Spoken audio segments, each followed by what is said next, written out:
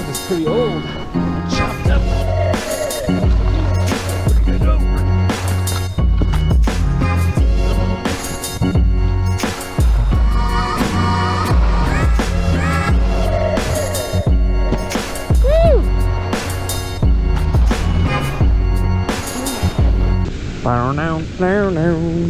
You ever check your jacket after a long summer just to find a crisp $20 bill? That's what it feels like to ski on the 2024 Meier Wrangler.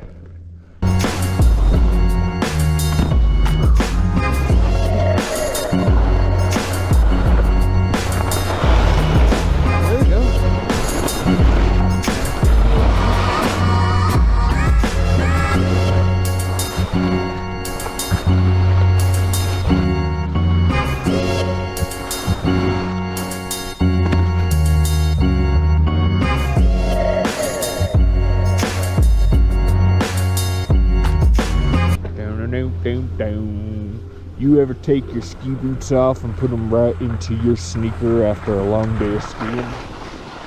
That's what it's like to ski on the new 2024 Meier Wrangler.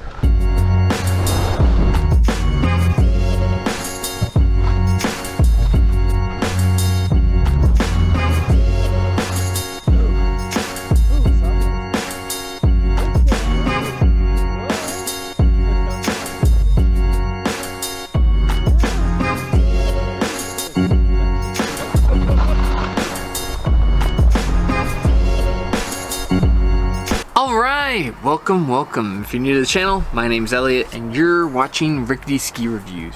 Today, we're going to be talking about the Meier Wrangler. These are 94 millimeters width underfoot and I ski these in a 180 length. This is your kind of typical all mountain ski and I gotta say, this nails it on the head when it comes to all mountain skis. I've talked in the past a little bit about how I think all mountain skis should be able to carve and go off trail, and the skis that are really good all mountain skis do a good job of blending both attributes. It allows you to take a line where you can be on the groomers and on the cat tracks and then hop into the woods and have fun in both areas. And when it comes to that, I think these skis understood what they were doing. Now these skis have a 16 meter radius and come in at 1900 grams in the 185. These are 180, so they're typically a little bit less than that. Not the latest skis, but you don't really feel it when they're on your foot. All in all, I'd say that radius is pretty accurate too. These are also made in America, handcrafted in Colorado. These are the real deal. If you're looking for a ski made in America, made locally in Colorado, made by real people who care about skiing, well, this ski isn't just using that as marketing. This ski is really made and manufactured in the United States. Now, this ski review was offered by Meier and they just sent me the skis. They didn't send me any money. I was not paid to do this review, so this is my unbiased opinion. The owner Ted reached out to me and said, hey, will you try out my skis? I refuse to pay for reviews and I've had other companies reach out to me about paid reviews. And I said, well, you're in luck because I don't take money for reviews. And I stand by that. This is my honest opinion. They sent me the skis, but that's it. There's no money changing hands here. This is just my honest opinion. As you've seen with some other ski companies, it's the same thing. I'll tell you the good and I'll tell you the bad. So now that we've got that out of the way, let's just talk about the skis. My first impressions with these skis were pretty outstanding, actually. I was able to jump between the trees and then going back on the trail. And for me, that's really valuable in an all-mountain ski. So I was very impressed by that. I found the flotation and the little packs of powder that I found actually really good. I kind of like this tip shape. It's similar a little bit to the Atomic Maverick, but obviously wider. I was also blown away by what a sturdy turn this makes. I don't always know what I'm getting myself into when I review some of these skis, and it's nice to feel a good carved turn right off the bat. The other thing that I've run into is that some of these smaller companies, I never quite know what I'm getting. I've had some smaller ski companies where I didn't quite like the skis that much. There were a couple of Liberty skis that I wasn't that crazy about. Peak skis had some things that needed to fix, but I do think those are good skis overall. But this was a nice, fresh change of pace. As soon as I loaded this ski up, it felt good, it felt solid, it was a nice turn. So I gotta tell you honestly, this is the best, I don't know what you call it, independent ski company, small ski company. I just call it an indie ski. This is the best indie ski I've been sent yet. I'm sometimes hesitant to do these reviews because honestly, not a lot of people are looking for small independent ski makers. There's just not a lot of traffic to it. It doesn't get a lot of views. But you know what? I don't make these videos for views. I make them because it's stuff that I care about and stuff that I want to talk about. And after skiing on these all day, I want to talk about them because these are a hidden gem when it comes to skiing. So yeah, this may be one of my least viewed videos, but I don't care. I'm here to talk about skis, good, bad, popular, unpopular, it doesn't matter. And these skis are the real deal. Holy smokes. So first, let's talk about the good and then we'll talk about the bad. The good, honestly, these skis ski really well when you go off trail. That was the funnest part.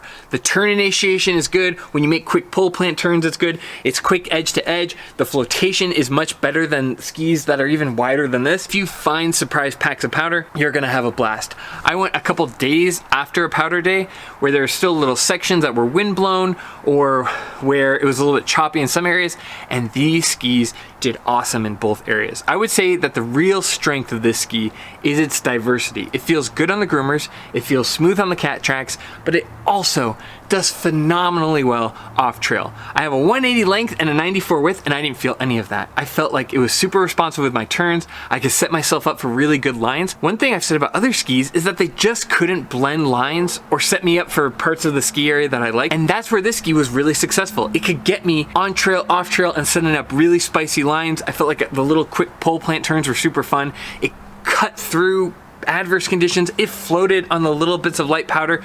I'd say that this is a good daily driver. Grab it out of the car. It's going to be good in conditions. And I was floored by how much I like the ski. I ski a lot of like small brands and I'm not always blown away by them. Sometimes I'll even bring my own skis just so I don't lose a whole day of skiing. And I didn't have to do that. In fact, I was like, oh, do you think I could get another Danley's the next day? Oh, you know, maybe I could bring them for a half day when I review these other skis. I absolutely love skiing on these. From beginning to end, there was never a point where I wanted to swap them out. So, I don't know, that's like one of the best endorsements I can give a ski. The only other better one would be like buying it, but I don't need more skis, so I'm not gonna go buy these. But I love them. I could absolutely see just grabbing these, keeping them in the car whenever I needed something good and reliable. These skis, I mean, I was ready to kind of like, you know, be judgmental and make fun of them. I mean, it's a very cowboy graphic, but it kind of grew on me and it's become almost endearing over time. The other good is these skis carve really well. They load up the turn. I didn't find the bottom of them. They give you all of your energy back out of the turn. They create a very solid platform. The turn initiation is really good for the width and length. I was very impressed with everything that had to do with carving with these skis. Just in the stability that they provided. I only found a little bit of speed wobble at very, very high speeds, but like I had to be tucking on the Super G hill to find the speed wobble. Otherwise, it's not there. They're a stable, aggressive platform, and they're fun to carve. The dampness was pretty good. It wasn't like as crazy as the Stokely, but it wasn't like I found a lot of things that really made them bounce up and down. So very happy there overall. I mean, this was just it's a great ski. I had a lot of fun on these. I also enjoyed the powder. I felt like the flotation was really punching above its weight class. For 94 underfoot, it did great in the little bits of powder I found. It was better than the Stokely. The last thing I'll say is, you know, I talk about carving, I talk about powder like they're separate things, but on days like I skied, they're not. You are skiing on the same run, some powder, some groomers, and being able to figure out, okay, the powder's not very good in this section, I'm gonna go on the groomers, and then when I find a sweet spot, I'm gonna hop back in. And that's where this ski really thrives. It allows you to do both so well, and it allows you to transition from carved runs to powder in probably one of the best ways I've found since the Atomic Maverick. I was really, really pleased with these. I was really, really floored by how versatile and how well it went from one area to another. So Meier skis, I'd never really even heard of them. They're, like I said, handmade in Colorado, and sometimes you get some of these smaller ski companies and it looks like a high school project. Did someone just slap something together and so they could call themselves a ski maker? No, these are really well made. They're absolutely put together well. I'm really, really floored by these. I don't see them marketed nearly as much as I see Renown, Peak, other small companies. You know, if you're looking for a small, independent, made in America brand to support, this has the performance without all the marketing. This ski performs excellently. even though you probably haven't heard of it. Yeah, if you get a chance to ski on a pair of Meier skis, it's definitely worth taking the time to do that. All right, now that we've gotten all chummy, let's talk about the bad. And like I said, I'm here to tell you the truth about ski. I don't care about the Meiers, guys. I don't care about whatever. I'm just here to tell you the truth. Because if you buy skis, you're gonna find the downside of them. So here's what I'll say. The one thing I would have liked when I was carving, and it's like going to a nice restaurant, having a nice meal, and just being like, oh, the meat could use a little more salt. It's not a big thing. I do think that these skis could use a little bit more camber. They've got a bit of it, but when it's really noticeable is when you're exiting your turn. It doesn't have as much pop as I've kind of gotten used to. Back when the Atomics transitioned from the Vantage to the Maverick, what they did is they kind of replaced that thick sidewall with more camber, and it created kind of pop into your turn and pop out of your turn. And these skis kind of suffer from that. When you're loading up the ski, when you get it at the total edge, it gives you all of your energy back, but it doesn't kind of spring you out of the turn into the next one. And I think that these could use just a little bit more spice at the end of the turn. You know what I mean? That may have been a choice for kind of off-trail performance, because I do feel like these perform a little bit better off-trail than my Mavericks, by like 1%, not a lot.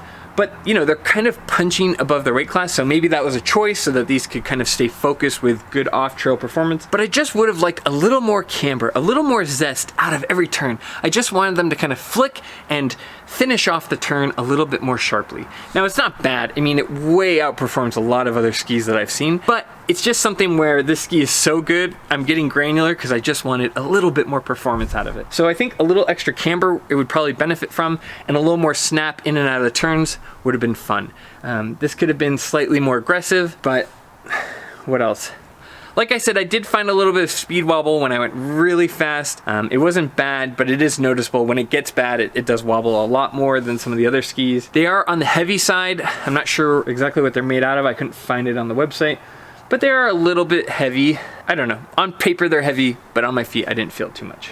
The other thing I noticed in really wet snow, they did pretty well, but there were some sections when I got into low elevation and sticky snow where they really got hung up, more than other skis in their weight class. It's not as noticeable as the Along Wingman, which kind of stops you in your tracks, but it is pretty noticeable. But like I said, those are all nitpicks. I mean, this ski is doing so well that there's only a few things to kind of point out. So overall, what would I give it for a score?